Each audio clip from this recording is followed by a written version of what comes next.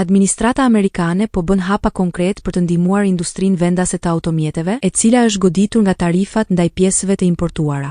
Sipas një deklarate zyrtare të sekretarit të tregtisë, Howard Lutnick, presidenti Trump po ndërton një partneritet strategjik me prodhuesit amerikan duke synuar jo vetëm të lehtësojë barën fiskale të kompanive, por edhe të ruajë vendet e punës për mijëra punëtor të kësaj industrie.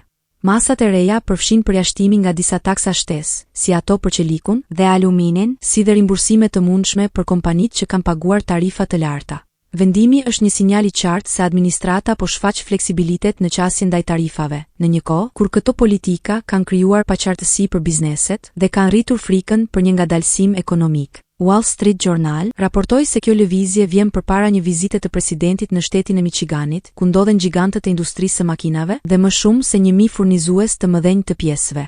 Ndërkohë, koalicionet e industrisë automobilistike kanë paralajmëruar se tarifa për 25% për pjesët e importuara mund të ndikojë direkt në rritjen e çmimeve për konsumatorët dhe uljen e shitjeve në tregun amerikan.